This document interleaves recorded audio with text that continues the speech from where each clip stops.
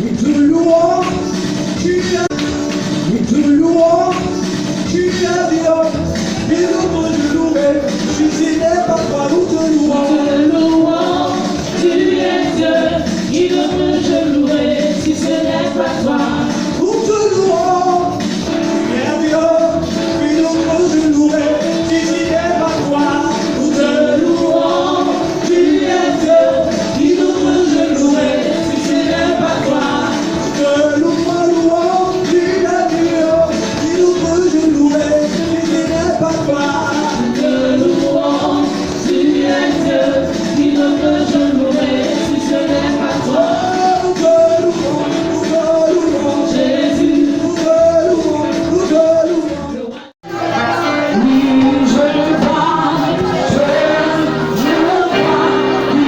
assis sur son trône.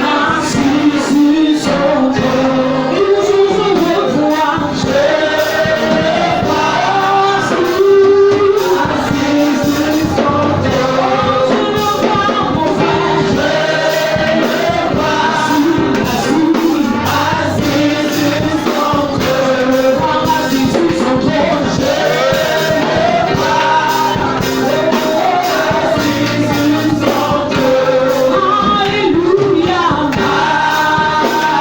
mon frère,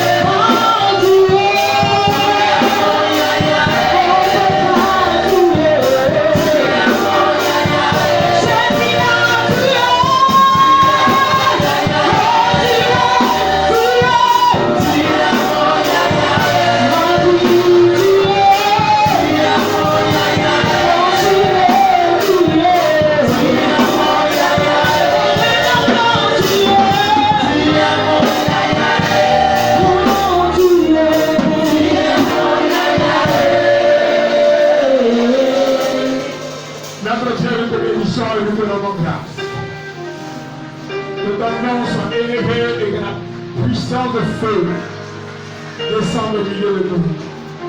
Viens Seigneur par ta parole, éclaire-nous, que tout ce qui est charnel soit effacé de ce Dieu, et que la gloire te revienne à notre Dieu pour l'ouverture de notre esprit, que tout manteau, pouvoir soit ôté dans le Père de nos cœurs et que ton nom soit élevé dans le nom de Jésus.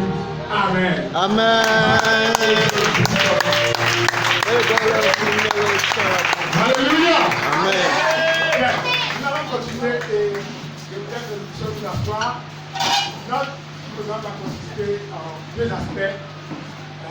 La première phase est de partager la parole de Dieu pour que nous puissions comprendre un certain nombre de choses. La deuxième phase va consister à prier. Alléluia. Amen. Alléluia. Amen. Et pour la première phase, nous allons prendre le livre dans le passage. Nous allons commencer par celui de Hébreux chapitre 7, du verset 9 au verset 10. De plus, Lévi, qui perçoit la dîme, l'a payé pour ainsi dire par Abraham. Alléluia, continue au verset 10. Verset 10. Car il était encore dans l'empreinte de son père lorsque Melchisedec alla au-devant d'Abraham. Alléluia. Amen. Alléluia. Amen. Ici, la Bible nous parle de quelqu'un qu'on appelle Lévi, qui était sacrificateur. Et la Bible dit que Lévi, qui perçoit la dîme de ses frères, a payé la dîme à Melchisedec au temps d'Abraham. Écoutez très bien ce que la Bible dit. Or, Abraham a vécu des milliers et des milliers d'années avant Lévi. Et Lévi était l'arrière-petit-fils d'Abraham. Alléluia. Amen. Mais la Bible dit que quand Abraham alla payer la dîme, Lévi l'a payé avec lui. Pourquoi? Parce que Lévi était dans le sein d'Abraham quand Abraham payait la dîme. Alléluia. Amen. Vous savez, beaucoup de chrétiens n'ont pas encore pris conscience de la réalité de notre lignée qui peut nous rattraper. Et certains pensent que parce qu'ils sont devenus chrétiens, donc tout ce que leurs parents ont fait là, s'ils ne traitent pas ça, ça n'a rien à voir avec eux. J'ai donné ma vie à Jésus, je suis en Christ, les choses anciennes sont passées, toutes choses sont devenues nouvelles. Vous savez, dans le monde spirituel, contrairement au monde physique, les choses, le règne, le temps ne compte pas. Alléluia. Amen. Je vais vous expliquer simplement que vous puissiez comprendre. Dans le monde spirituel, quelqu'un qui a vécu depuis 1000 ans peut encore être vivant dans la mémoire de celui qui vit aujourd'hui. Alléluia. Amen. Nous sommes, en tant qu'individus, limités dans le temps et dans l'espace. Mais dans le monde spirituel, le temps et l'espace n'existent pas. C'est pourquoi quelqu'un peut dormir en rêve et puis voir son arrière-grand-père qu'il n'a jamais connu. Alléluia. Amen. Se manifester dans son rêve. Et dans le monde spirituel, quand quelqu'un pose un acte, l'acte qu'il pose engage tous ceux qui vont sortir de lui. Alléluia. Amen. Abraham a payé la dîme à Melchisedec. Lévi n'était même pas encore en projet de naissance. Parce que Lévi est le fils de Jacob, qui lui est le fils d'Isaac. Et Isaac, c'est lui qui a fait Abraham. Mais la Bible dit que quand Abraham payait la dîme, Lévi a payé pour ainsi dire avec lui parce qu'il était dans ses reins. Alléluia. Amen. Quand nos parents se lèvent et qu'ils vont adorer les autels, qu'ils vont adorer les fétiches, même s'ils ne sont pas encore nés, le monde spirituel considère que nous sommes dans les reins, donc nous sommes concernés. Est-ce que vous comprenez? Amen. C'est pourquoi beaucoup de personnes, malgré étant devenues chrétiens, qui craignent Dieu, se retrouvent encore dans les rêves, dans des forêts au village. C'est la raison pour laquelle certaines personnes, bien qu'étant chrétiens, ayant donné leur vie à Jésus, baptisés, confirmés, baptisés même du Saint-Esprit, se retrouvent encore en rêve dans les eaux que les parents ont envoyées au village. Alléluia. Amen. Quelqu'un me pourrait dire, mais, et Jésus, pourquoi on peut donner notre vie à Jésus, et puis le sang de Jésus ne nous protège pas, et puis on est encore dans ces choses-là. Alléluia. Amen. Vous savez, si on ne comprend pas les réalités spirituelles, ça va nous détruire. Aujourd'hui, il y a beaucoup de théologies qui circulent, qui, dans nos chrétiens, l'impression qu'à partir du moment où vous donnez la vie à Jésus, tout est accompli, ils n'ont plus aucun problème. C'est vrai en partie. Je vais vous expliquer pourquoi. Parce que dans le monde spirituel, tant qu'une affaire n'a pas été réglée de manière légale, elle n'est pas définitivement réglée. Est-ce que vous comprenez? Amen. La mort de Jésus a réglé notre condamnation de la mort éternelle. C'est-à-dire que quand tu donnes ta vie à Jésus, là, tu es sauvé, tu vas aller au ciel. Alléluia. Amen. Maintenant, les clauses du contrat de la mort de Jésus concernant ta vie sur la terre, tu dois les régler par la connaissance. Alléluia. Amen. Vous savez, quand nous lisons la Bible dit dans le livre de Psaume, au chapitre 11, verset 3, la Bible dit, quand les fondements sont renversés, le juste, que fera-t-il? Cette phrase, qu'est-ce que ça signifie pour nous les chrétiens? Nous savons que le juste, c'est le chrétien. Celui qui a donné sa vie à Jésus, c'est lui que la Bible considère comme le juste. Mais la même Bible dit, quand les fondements sont renversés, le juste, qu'est-ce qu'il peut faire? La construction d'une maison, ça commence par la fondation. Ce qui peut te permettre de dire que la fondation est mal faite, ce n'est pas la fondation elle-même, mais c'est l'édifice lui-même. C'est-à-dire que quand tu regardes une maison, par exemple, que tu vois certaines fissures et tu sens que la maison va tomber, tu peux dire s'il y a un expert, c'est ça là. La fondation a un problème. Est-ce que vous comprenez? Amen. Et donc, à partir de la vie de l'individu, tu peux savoir si sa fondation est mauvaise ou si elle est bonne. À partir de ce que tu vis, tu peux savoir si ta vie est assise sur une bonne fondation ou sur une mauvaise fondation. Il y a des gens qui sont chrétiens, qui font leur effort pour créer de Dieu. Ils payent leur dîme régulièrement. Ils aiment le Seigneur. Mais rien ne va dans leur vie. Et il y a des gens qui sont chrétiens, qui font un effort pour aimer Dieu. Mais leur effort n'arrive jamais à les conduire à aimer le Seigneur. Et le problème, c'est que les fondements ne connaissent pas la responsabilité ou les titres qu'on a. Tu peux être pasteur. Et si les fondements sont mauvais, tu vas vivre dans le péché sans jamais pouvoir t'en sortir. Et quand les fondements vont te rattraper, tu n'as aucune puissance pour pouvoir t'en sortir. Que c'est celle de la connaissance par l'autorité de Jésus. Alléluia. Amen. Alléluia. Amen.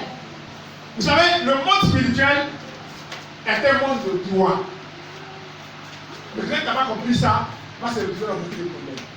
Et en droit, tu peux avoir raison dans une affaire et tu es allé en prison.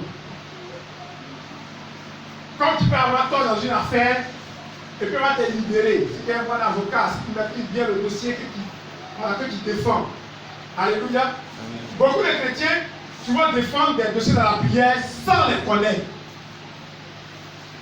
Vous allez remarquer, dans la vie chrétienne, parmi les chrétiens, ceux qui prient beaucoup sont malheureusement ceux qui ont beaucoup de problèmes. Je ne sais pas si vous avez remarqué. Les chrétiens qui prient beaucoup, ils sont tout le temps en prière. Souvent même ils se promènent de lieu en lieu, cherchant les délivrances. Mais ça fait des années qu'ils prient sans aucun résultat. Parce qu'en fait, ils manipulent le droit spirituel de la mauvaise manière. Alléluia. Amen. Alléluia. Amen. C'est-à-dire qu'ils règlent des problèmes sans comprendre véritablement de quoi il s'agit. Je souhaite que Dieu nous aide. Amen. Et si nous comprenons exactement un certain nombre de choses, Ces choses-là pourront nous aider. Voilà, attends, je vais arrêter de trop plus prier. Ces choses-là vont nous aider à sortir de notre vie. Alléluia. Amen. Alléluia. Quand on rencontre Jésus, l'une des choses que le Seigneur fait dans notre vie, c'est de régénérer notre esprit. C'est-à-dire que notre esprit est régénéré. Mais l'homme, il est composé de trois parties. Le corps, l'âme et son esprit. Quand il donne sa vie à Jésus, ce qui intéresse Dieu, c'est que le jour où il va mourir, ton esprit a été régénéré, il va aller au ciel. Mais la Bible nous dit dans le livre de Romains de nous laisser transformer par le renouvellement de l'intelligence, afin que nous discernions quelle est la volonté de Dieu, ce qui est bon, agréable et parfait. Donc, tant que notre intelligence n'a pas été renouvelée par la connaissance de l'Écriture, par la connaissance de nos origines, là nous le disons en plein état. Alléluia. Amen. Il y en a qui sont des grands pasteurs Abidjan. Mais au village, il est reconnu par le génie de la forêt comme un enfant de la forêt. Il y en a qui sont de grands chrétiens à Abidjan. Mais au village, les âmes est gardée là-bas comme des danseurs de tam-tam. Mais à Abidjan, c'est le problème du prix. C'est pas là du prix. Et malheureusement, dans ses rêves, puis il se retrouve dans la forêt, il ne comprend pas. Dans ses rêves, il se retrouve en train de danser tam-tam dans les coins, il ne comprend rien. Vous savez, quand il veut résoudre un problème, en te basant sur de mauvaises informations, tu auras de mauvais résultats. Je donne souvent cet exemple quand j'essaie d'enseigner les gens sur les fondements. Et nous supposons que quelqu'un a construit une maison de 2 chambres salon. Et puis un jour, il a eu beaucoup d'argent. Il veut transformer sa maison en immeuble. Il vient enlève la toiture, il demande au maçon de monter l'étage. Il a 2 chambres salon. Qu'est-ce qui va se passer? Mais pourquoi il a attendu? La fondation. Parce que la fondation ne peut pas supporter le poids de l'immeuble. Il y a des gens dans leur vie là, leur fondation ne peut pas supporter la bénédiction. C'est-à-dire que quand tu as la bénédiction sur ta vie, c'est comme si tout s'écoule autour de toi. C'est pourquoi il y a remarqué que quand tu luttes dans la vie, jusqu'à ce qu'un bonheur va arriver, tout descend. Parce que la fondation qui est en dessous de toi ne peut pas supporter la bénédiction. Et il y a des gens, ils sont dans leurs problèmes parce que Dieu les aime. Parce qu'il y a des familles dans lesquelles des décrets ont été pris pour dire que si tu atteins cette bénédiction, tu dois mourir. Et Dieu sait ça. Et Dieu sait aussi qu'il n'a pas encore trouvé la solution pour que lui, il intervienne à ce niveau-là. Donc s'il te laisse atteindre la bénédiction, il va te perdre. Donc il est obligé de faire en sorte que sa bénédiction ralentit un peu le temps que tu découvres comment briser ce décret-là pour que Dieu puisse te bénir. Je ne sais pas si vous me comprenez. Amen. Alléluia. Amen. C'est pourquoi vous allez remarquer par exemple, il y a des femmes, elles ont lutté jusqu'à on est les mariés aujourd'hui, la semaine prochaine, elles décident. Ou bien il y a un monsieur qui a lutté dans la vie, qui cherche travail, il travaille. Le jour où on a fait son premier appel, il est mort. Parce que la fondation sur laquelle sa vie est posée n'arrive pas à supporter ça. Et dans la vie, il y a 2 sortes de fondements. Il y a les fondements positifs et les fondements négatifs. Mais tout fondement est assis sur un socle. Et parmi les socles du fondement, nous avons les autels. Dans beaucoup de familles, il y a des autels. Il y a des familles qui ont grandi au milieu des démons. Un chrétien, il a grandi au milieu des démons, ils ne sont pas avec cases de fétiches. La maison était un lieu d'adoration familiale, d'adoration démoniaque. Quand il se convertit, s'il ne traite pas cette histoire, il va avoir l'impression que sa vie est difficile. C'est-à-dire que là où les autres peuvent réussir facilement, lui il est obligé de lutter. Pourquoi? Parce qu'en fait, les démons le réclament. Les esprits que tes parents ont adoré là, et dans leur langage, il n'est pas question que toi, qui laisses l'héritage familial pour aller vers un autre Dieu. Donc il faut te ramener. Il faut qu'on te ramène. Mais si toi tu comptes sur le fait que tu as donné ta vie à Jésus et que tu ne prends pas le temps d'examiner ta vie pour dire à Jésus que voici ce que moi et mes parents nous avons fait. Seigneur, pardonne-nous. Il faut me laver de ce péché-là et il faut m'aider à sortir de la main de ces démons-là. C'est comme si les démons avaient un droit légal sur toi. Est-ce que vous me comprenez? Parce que le monde spirituel est un monde de droit. Ce n'est pas parce que Dieu est Dieu qui fait les choses n'importe comment. Non. Dans le monde spirituel, il faut comprendre quel est l'état de ta vie? Qu'est-ce que tes parents ont adoré? Qu'est-ce qui soutient ton arrière-plan spirituel? Alléluia. Et beaucoup de chrétiens dans l'ignorance prennent certaines choses dans leur vie comme étant normales. Par exemple, il y a des femmes qui vivent avec un fondement très négatif. C'est-à-dire que dans leur région, dans leur lignée, toutes les femmes sont dominatrices. Elle fait la mariée un homme, il faut que ce soit elle qui la commande. Et pour elle pense que c'est normal. Parce qu'en fait, quand le diable introduit quelque chose dans ta vie, il fait tout pour que dans ton esprit, la chose introduite soit la plus normale possible. Donc pour toi, dominer sur ton mari, humilier ton mari tous les jours, c'est ce qui est normal. Or ça, c'est un fondement démoniaque. Et tant que tu n'as pas brisé ça, c'est-à-dire que cet hôtel-là va t'introduire dans des problèmes de couple à la point fini. Alléluia. Amen. Quelque chose à bonne volonté, tu ne pourras pas t'en sortir parce que ce n'est pas de ta faute. C'est-à-dire que physiquement, c'est toi on voit, mais en réalité, ce n'est pas de ta faute. C'est quelque chose qui vient de loin que tu n'arrives pas à contrôler. Alléluia. Amen. Mon souhait, c'est que le Seigneur nous aide Amen. à comprendre. Parce que si on ne comprend pas, on ne pourra pas prier vraiment pour ça.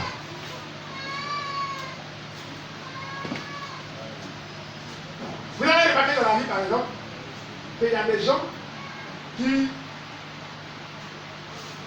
ne peuvent jamais avoir la paix dans un certain mois de l'année. Il y a un mois de l'année, là, ce mois, tu as remarqué que tout le temps, c'est des problèmes. C'est des problèmes, c'est des problèmes, c'est des problèmes. Ça, c'est un fondement démoniaque qui te suit. Et tant que tu ne seras pas levé pour lutter contre ça, pour briser ça, ça va pourrir ta vie. Ça va détruire ton existence.